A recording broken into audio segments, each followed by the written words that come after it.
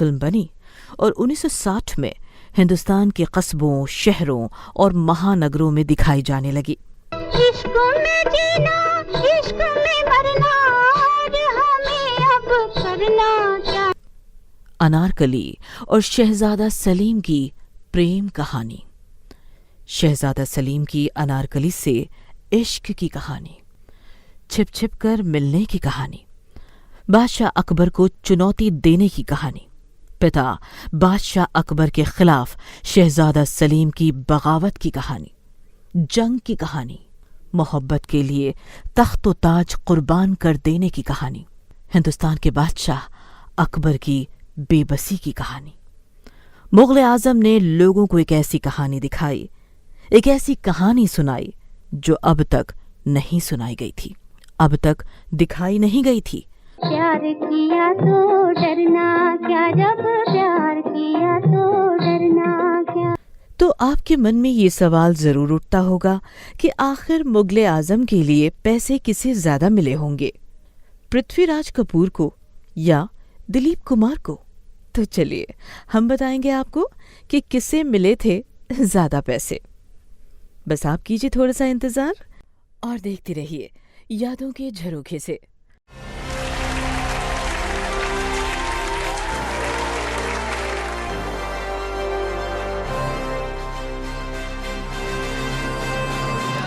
हुआ इकरार हुआ है, आपके पाँव देखे।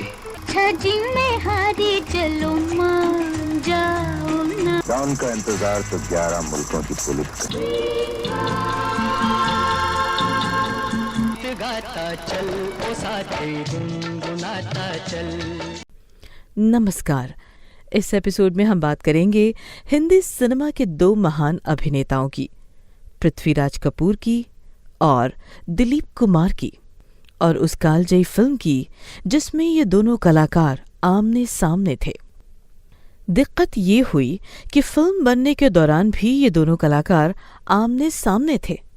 वजह था पैसा, मुगल आजम से मिलने वाला मेहनताना। जी हाँ, मुगल आजम के निर्माण के दौरान ये विवाद उठा था कि किससे ज्यादा पैसे मिलेंगे, बाप यानी कि पृथ्वीराज को या बेटे यानी दिलीप कुमार को। सवाल लाख टके का था, लेकिन ये समस्या आई क्यों? दरअसल ये समस्या इसलिए आई क्योंकि मुगल आजम के समय दिलीप कुमार की लोकप्रियता आसमान पर थी। बॉक्स ऑफिस पर उनकी फिल्म धूम मचा रही थी। दूसरी तरफ बतौर कलाकार पृथ्वीराज कपूर का कद इतना बड़ा था कि उनकी शान में कोई गुस्ताखी नहीं की जा सकती थी। पृथ्वीराज कपूर कोई साधारण कलाकार नहीं थे। पाकिस्तान के लायलपुर के समुद्री के एक पंजाबी खत्री परिवार में 3 नवंबर 1906 को जन्मे पृथ्वीराज कपूर को पाला था उनके दादा दीवान केशवमल कपूर ने। दीवान केशवमल कपूर समुद्री में तहसीलदार थे। पृथ्वीराज कपूर के पिता दीवान बशेश्वर नाथ कपूर पेशावर में पुलिस सब इंस्पेक्टर थे। पृथ्वीराज भी बाप दादा के नक्शे कदम पर चलने के लिए कॉलेज गए। पेशावर के एडवर्ड कॉलेज, यहाँ ग्रेजुएशन करने के दौरान वो थिएटर से जुड़े। थिएटर उन्हें भा गया, अभिनय से उन्हें प्यार हो गया। जब पृथ्वीराज के पिता बशेश्वर नाथ कपूर को ये बात पता चली तो उनका गुस्सा 7वें आसमान पर चला गया।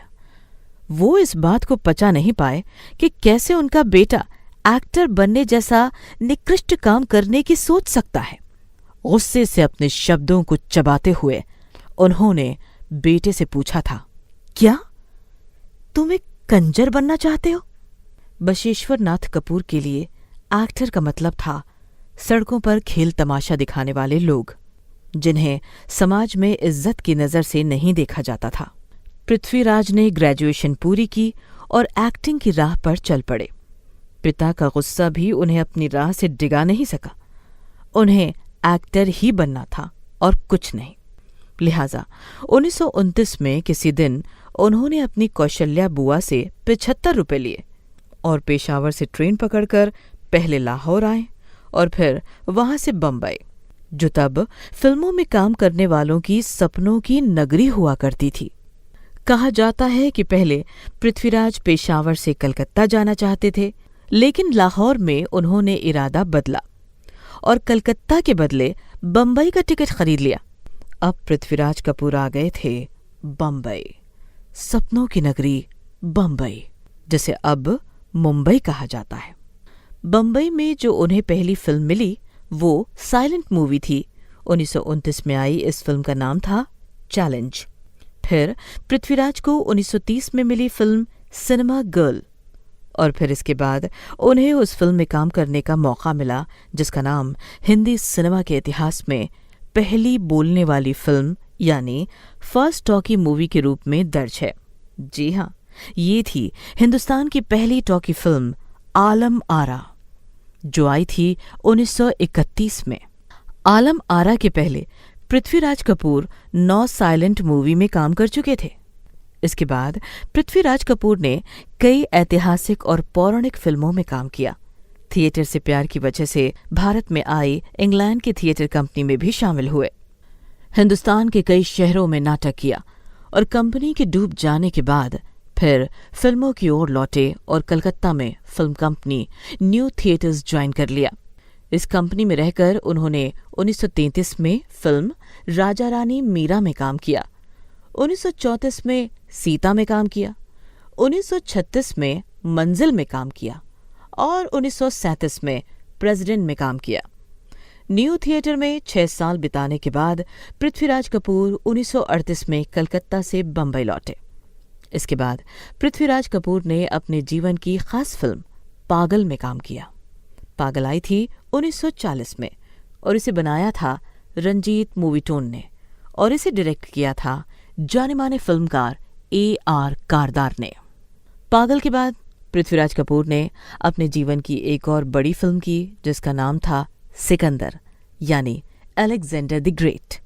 मिनर्वा मूवीटोन की इस फिल्म में पृथ्वीराज कपूर ने सिकंदर की भूमिका निभाई, जिसके लिए उन्हें आज भी याद किया जाता है। पोरस की भूमिका में थे सुहराब मोदी।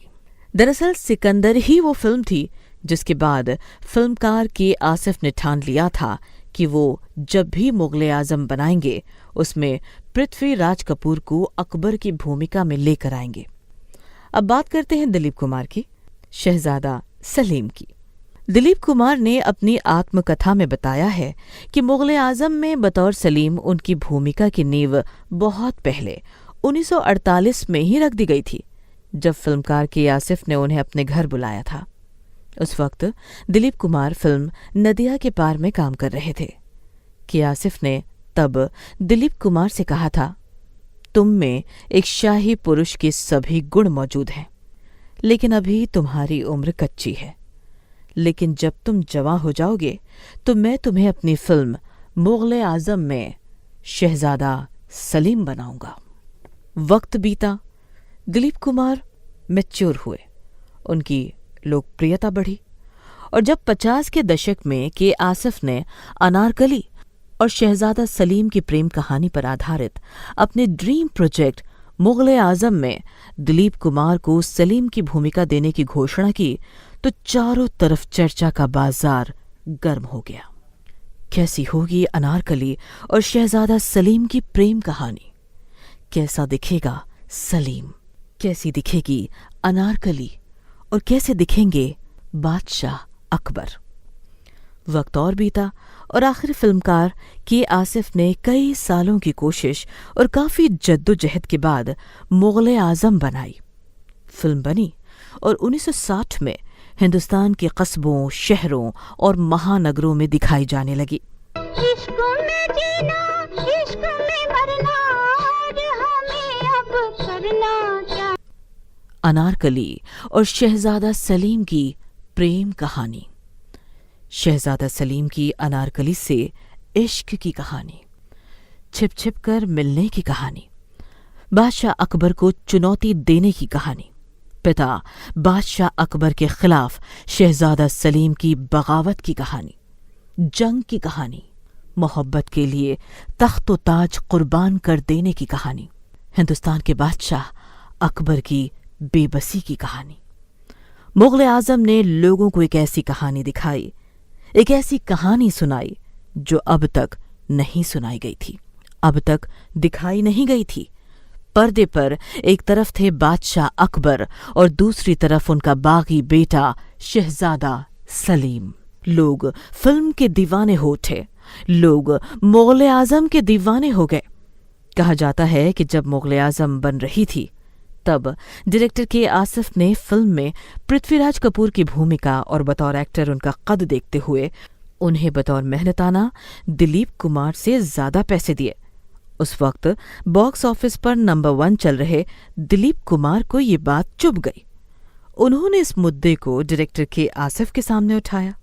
कहा जाता है कि तब के आसिफ ने दिलीप कुमार से कहा, परेशान मत हो यूसुफ, मैं मुगले आजम बना रहा हूं, सलीम नहीं। इस एपिसोड में आज बस इतना ही। अगर अब तक आपने इस चैनल को सब्सक्राइब नहीं किया है तो अब जरूर कर लें। तो फिलहाल हमें दीजिए इजाजत। नमस्कार। प्यार हुआ इकरार हुआ है, आपके पाँव देखे। छजी में हारी चलो मान जाओ ना। डाउन का इंतजार तो 11 मुल्कों की पुलिस करे। गाता चल ओ साथी गुनगुनाता चल।